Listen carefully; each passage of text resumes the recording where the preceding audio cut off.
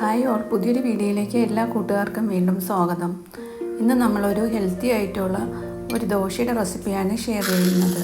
അതിനായിട്ട് നമ്മൾ 1 കപ്പ് ഉഴുന്നാണ് എടുത്തിരിക്കുന്നത്. പിന്നെ ഉലുവയുണ്ട്, ഉലുവ ഇട്ട് കൊടുക്കുന്നുണ്ട്. പിന്നെ നമ്മൾ പയർ 1 കപ്പാണ് എടുത്തിരിക്കുന്നത്. ഇത് നമുക്ക് ഒന്ന് കഴുകി വൃത്തിയാക്കി ഒരു 8 മണിക്കൂർ ഒന്ന് സോക്ക് ചെയ്യാനായിട്ടൊന്ന് മാറ്റി വയ്ക്കാം. ഇപ്പം നമ്മളൊരു 8 മണിക്കൂർ കഴിഞ്ഞിട്ടുണ്ട്. നമ്മൾ ഒരു തോർത്തോ നല്ല വൃത്തിയുള്ള തുണിയിലോട്ട് നമുക്ക് ഇതിനെ ഒന്ന് മുളപ്പിക്കാൻ വേണ്ടി ഒന്ന് കിഴി കെട്ടി ഒന്ന് വയ്ക്കാം കേട്ടോ. നമ്മൾ എടുക്കുന്ന തുണി നല്ല വൃത്തിയുള്ളതായിരിക്കണം.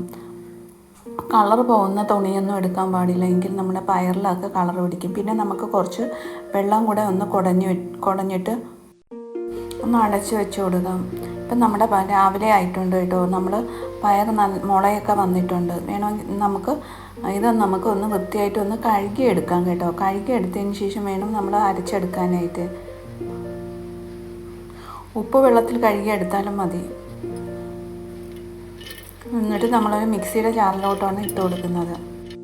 ഒരു കഷ്ണം ഇഞ്ചിയും കൂടെ നമ്മൾ ചെറുതായിട്ട് കട്ട് ചെയ്തിട്ട് കൊടുക്കുന്നുണ്ട്. പിന്നെ നമ്മൾ കഴുകി വൃത്തിയാക്കിയ ഉഴുന്നും കൂടെയാണ് അരയ്ക്കാൻ ഇട്ട് കൊടുക്കുന്നത്. നമുക്ക് വേണമെങ്കിൽ പയർ മാത്രമായിട്ട് വേണമെങ്കിൽ അരച്ചെടുത്ത് ദോശ ഉണ്ടാക്കാം കേട്ടോ. പാകത്തിന് വെള്ളവും കൂടെ ഒഴിച്ചിട്ട് അരച്ചെടുക്കാം. അതിനുശേഷം നമ്മൾ ഒരു പാകത്തിന് ഉപ്പൊന്നും ഇട്ടിട്ട് നന്നായിട്ട് മിക്സ് ചെയ്ത് വേണമെന്നുണ്ടെങ്കിൽ നമുക്ക് അപ്പോഴത്തന്നെ ദോശ ചുട്ടെടുക്കാം. അല്ലാന്നുണ്ടെങ്കിൽ ഒരു 10-20 മിനിറ്റ് അടച്ചു വെച്ചിട്ട് നമുക്ക് ചുട്ടെടുക്കാം. ഞാൻ ഒരു 20 മിനിറ്റ് കഴിഞ്ഞതിന് ശേഷമാണ് ചുട്ടെടുത്തിരിക്കുന്നത്. ഈ മാവ് നമുക്ക് പിറ്റേ ദിവസം ഉണ്ടാക്കാനായിട്ട് അത്ര നല്ലതല്ല കേട്ടോ. വേണമെങ്കിൽ നമുക്ക് ബാക്കി വന്നിട്ടുണ്ടെങ്കിൽ നമുക്ക് ഫ്രീസറിൽ സൂക്ഷിച്ചിട്ട് പിറ്റേ ദിവസം ഉണ്ടാക്കാം.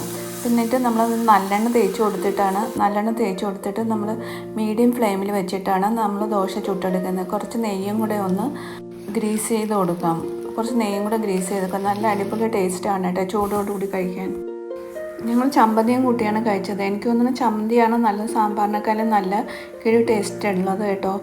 ഡയറ്റ് എടുക്കുന്നവർക്കും അതുപോലെ ഷുഗർ പേഷ്യൻസിനെയൊക്കെ കഴിക്കാൻ പറ്റിയ നല്ലൊരു കിടിലൻ റെസിപ്പിയാണിത്.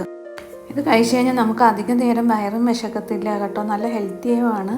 ഡയറ്റ് എടുക്കുന്നവർക്കും വെയിറ്റ് ലോസിനും ഒക്കെ നല്ലൊരു റെസിപ്പിയാണ്. ട്രൈ ചെയ്യാത്തവരുണ്ടെങ്കിൽ ഒന്ന് ട്രൈ ചെയ്ത് നോക്കണേ. വീഡിയോ ഇഷ്ടമാണെങ്കിൽ ഒന്ന് ലൈക്ക് ചെയ്യാനും നിങ്ങളുടെയൊക്കെ അഭിപ്രായങ്ങൾ കമൻറ്റ് ചെയ്യാൻ, ന്യൂ വ്യൂവേഴ്സ് ഉണ്ടെങ്കിൽ പ്ലീസ് ഒന്ന് സബ്സ്ക്രൈബ് ചെയ്ത് സപ്പോർട്ട് ചെയ്യാൻ മറന്നു പോകരുത്. ഇന്നത്തെ നമുക്ക് പുതിയൊരു വീഡിയോയിലൂടെ കാണാം.